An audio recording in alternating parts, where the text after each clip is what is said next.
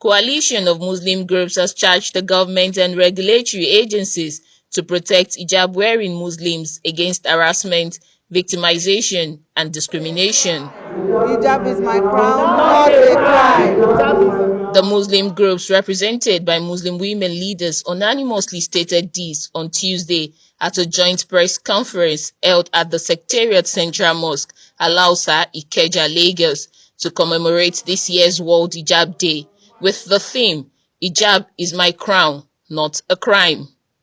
It is 10 years since the start of the World Hijab Day, to serve as a means of advocacy for the rights of Muslim women to wear their hijab.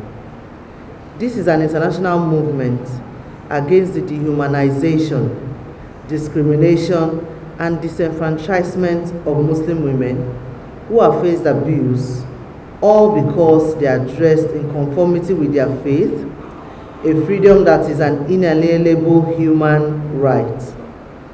This year's theme is Hijab is my crown and not a crime.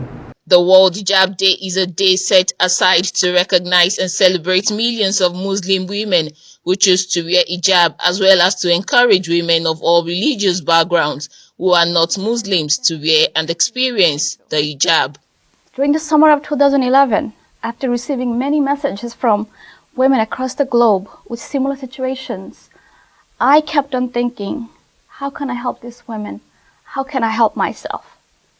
That's when the idea of World Hijab Day came to my mind. I thought if I could invite women in all faiths, Muslim and non-Muslim, to walk in my shoes, just for one day, perhaps things would change.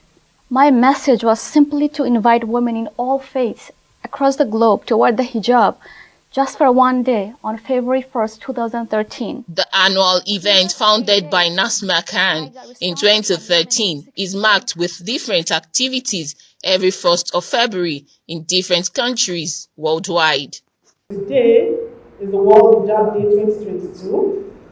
It's not for celebration, but rather a day to rejoice with and appreciate all those who found light and are donning the hijab despite all odds.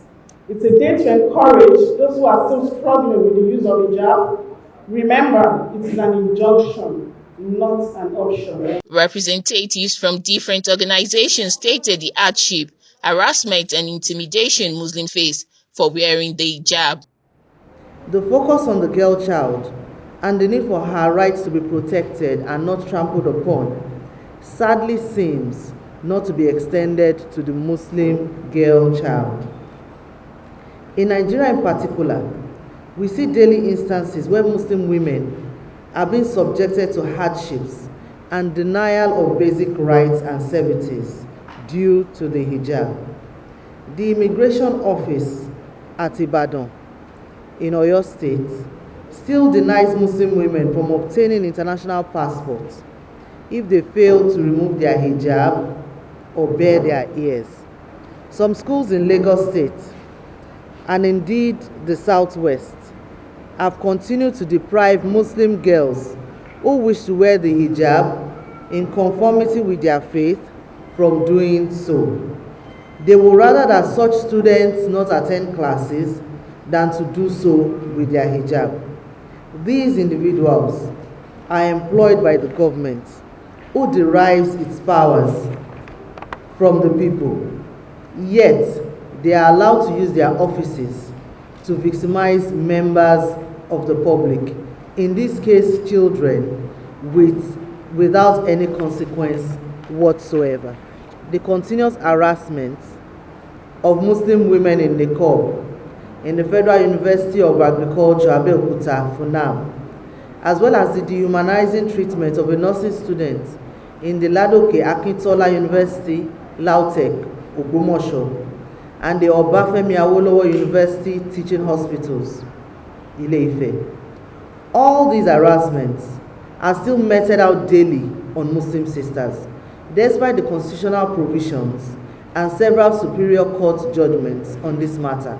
They urged the government and all regulatory bodies to ensure all Muslim women are safe from discrimination. It's a continuous appeal. These are our rights, and our children are being denied the right. But we are not going to relent. Even as members of Muslim media practitioners of Nigeria, we are giving our assurance that we are in this together. Yes, with all other Islamic organizations.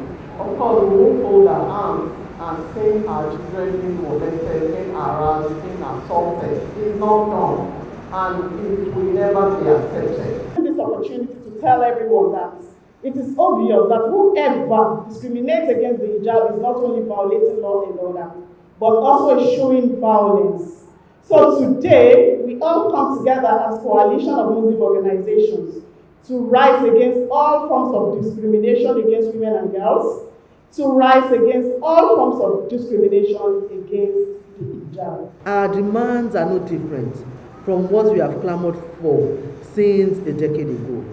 Therefore, we Muslim women and girls, being citizens of Nigeria and being entitled to the same rights as other citizens, urge the President of the Federal Republic of Nigeria, governors of states, the National Assembly, the state houses of assembly, the judiciary, and all regulatory authorities to uphold the provisions of the Constitution and all other relevant laws to ensure that the hijab-wearing Muslim women are not harassed and discriminated against.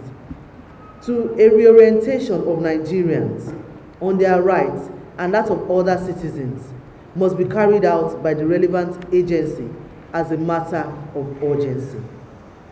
We must build an all-inclusive society and not require a Muslim girl or woman to choose between her faith and education or positive contribution to the society. The aim of the World Hijab Day, which is being celebrated in about 20 states in Nigeria this year, is to advocate for female Muslims and foster understanding between different faiths and communities in order to end the injustice towards Muslim girl child, women, and most especially female Muslim students, and to create enabling environment for them to practice their religion as it is a constitutional right.